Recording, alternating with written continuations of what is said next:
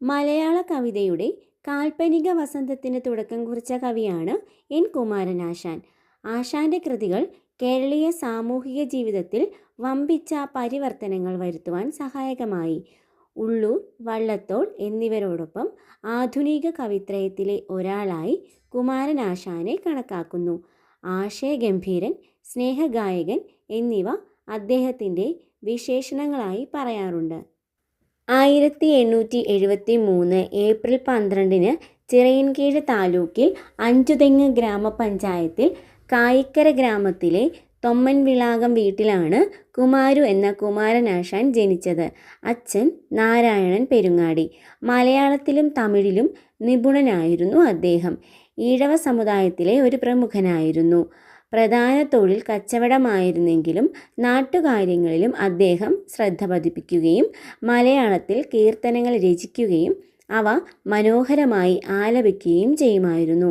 അമ്മ കാളിയമ്മ ഈശ്വരഭക്തയായ കുടുംബിനിയായിരുന്നു. പുരാണേതിഹാസങ്ങളിലൊക്കെ അവർക്ക് നല്ല അവഗാഹമുണ്ടായിരുന്നു. ചെറുപ്പത്തിൽ വല്ലാത്ത കുസൃതിയായിരുന്നു കുമാരു. കുമാരുവിനെ അടക്കി നിർത്താൻ അമ്മയുടെ പൊടിക്കൈയായിരുന്നു പുരാണ കഥ പറയൽ. അച്ഛൻ ആലപിക്കുന്ന കീർത്തനങ്ങൾ കേട്ട് കുമാരു ലയിച്ചിരിക്കുമായിരുന്നു. വലുതാകുമ്പോൾ അച്ഛനെപ്പോലെ താനും കവിതകൾ എഴുതുമെന്ന് കൊച്ചുകുമാരു പറയുമായിരുന്നു. 9 മക്കളുള്ള കുടുംബത്തിലെ രണ്ടാമത്തെ മകനായിരുന്നു കുമാരൻ. കുമാരുവിന് കഥകളിയിലും ശാസ്ത്രീയ സംഗീതത്തിലുമുള്ള താല്പര്യം അച്ഛനിൽ നിന്ന് ലഭിച്ചതാണ്. ബാല്യകാലത്ത് പലവിധ അസുഖങ്ങൾ വന്ന് കുമാരു കിടപ്പിലാകുക പതിവായിരുന്നു. അങ്ങനെയിരിക്കെ തൻ്റെ 18ാമത്തെ വയസ്സിൽ അസുഖം ബാധിച്ച് കിടപ്പിലായിരുന്ന അവസരത്തിൽ കുമാരുവിൻ്റെ അച്ഛൻ്റെ ക്ഷണപ്രകാരം ശ്രീനാരായണ ഗുരു അവരുടെ വീട്ടിൽ വരികയും കുമാരുവിനെ തന്നോടൊപ്പം കൂട്ടിക്കൊണ്ടു പോവുകയും ചെയ്തു. ഗോവിന്ദനാശാൻ്റെ കീഴിൽ യോഗയും താന്ത്രികവും അഭ്യസിച്ച് വക്കത്തുള്ള ഒരു മുരുകൻ ക്ഷേത്രത്തിൽ കഴിയുമ്പോൾ കുമാരുവിൽ കവിതയെഴുത്ത് ഒരു കമ്പമായി രൂപപ്പെട്ടിരുന്നു. ശ്രീനാരായണ ഗുരുവിൻ്റെ ആത്മീയ ചൈതന്യം കുമാരുവിനെ ക്രമേണ യോഗിയും വേദാന്തിയുമാക്കി. കുറച്ചുകാലം അഞ്ചുതെങ്ങ് കായിക്കരയിലെ ശ്രീ സുബ്രഹ്മണ്യ സ്വാമി ക്ഷേത്രത്തിൽ പൂജാരിയായി. ഉദ്ദേശം 20 വയസ്സ് പ്രായമായപ്പോൾ കുമാരു വക്കം സുബ്രഹ്മണ്യ ക്ഷേത്രത്തിൽ ചെന്നുകൂടി അന്തേവാസിയായി. മതഗ്രന്ഥ പാരായണത്തിലും യോഗാസനത്തിലും ധ്യാനത്തിലും മുഴുകി. അക്കാലത്ത് അദ്ദേഹം ക്ഷേത്ര പരിസരത്ത് ഒരു സംസ്കൃത പാഠശാല ആരംഭിച്ചു. സംസ്കൃതം പഠിപ്പിച്ചു തുടങ്ങിയതോടെ നാട്ടുകാർ അദ്ദേഹത്തെ കുമാരനാശാൻ എന്ന് വിളിച്ചു തുടങ്ങി. അല്പകാലം അവിടെ കഴിഞ്ഞ ശേഷം കുമാരനാശാൻ നാടുവിട്ട് ഏകനായി കുറ്റാലത്തെത്തി. അവിടെ വെച്ച് അദ്ദേഹത്തിന് മലമ്പനി ബാധിച്ചു.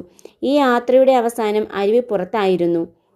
ഇക്കാലത്ത് ആശ്രമവാസികൾക്ക് വേണ്ടി കുമാരനാശാൻ രചിച്ച കീർത്തനമാണ് ശാങ്കര ശതകം. ജാതീയമായ വേർതിരിവുകളെയും അനാചാരങ്ങളെയും അദ്ദേഹം നിശിതമായി വിമർശിച്ചു. ചണ്ഡാല ഭിക്ഷുകി, ദുരവസ്ഥ എന്നീ കൃതികൾ ഉദാഹരണങ്ങളാണ്. സ്നേഹത്തിൻ്റെ ഉജ്ജ്വലഗാഥകളാണ് ആശാൻ്റെ നളിനിയും ലീലയും കരുണയുമെല്ലാം. സ്നേഹത്തെക്കുറിച്ച് പാടുന്നുണ്ടെങ്കിലും മാംസനിബദ്ധമല്ലാത്ത പ്രേമത്തെയാണ് ഈ കൃതികൾ വിളംബരം ചെയ്യുന്നത്. പുരുഷൻ്റെ മേൽക്കോയ്മയ്ക്കെതിരെയുള്ള വെല്ലുവിളിയായ ചിന്താവിഷ്ടയായ സീതയും AR രാജരാജവർമ്മയുടെ മരണത്തിൽ വിലപിച്ചെഴുതിയ പ്രരോദനവും കുമാരനാശാൻ്റെ ജീവിത വീക്ഷണവും തത്വചിന്താപരതയും എടുത്തു കാണിക്കുന്നു.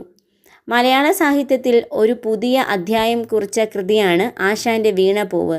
ഗ്രാമവൃക്ഷത്തിലെ കുയിൽ, പുഷ്പവാടി, മണിമാല, വിചിത്രവിജയം, വനമാല, ശ്രീബുദ്ധചരിതം, ബാലരാമായണം തുടങ്ങിയവയാണ് അദ്ദേഹത്തിൻ്റെ മറ്റു കൃതികൾ. 1922 ആശാൻ്റെ സാഹിത്യ സേവനത്തെ ബഹുമാനിച്ച് മദ്രാസിൽ വെച്ച് വെയിൽസ് രാജകുമാരൻ പട്ടും വളയും നൽകി. 1924 ജനുവരി 16 പലനയാറ്റിൽ വെച്ചുണ്ടായ റെഡീമർ ബോട്ടപകടം സ്നേഹഗായകനായ ആ മഹാകവിയുടെ ജീവൻ കവർന്നെടുത്തു.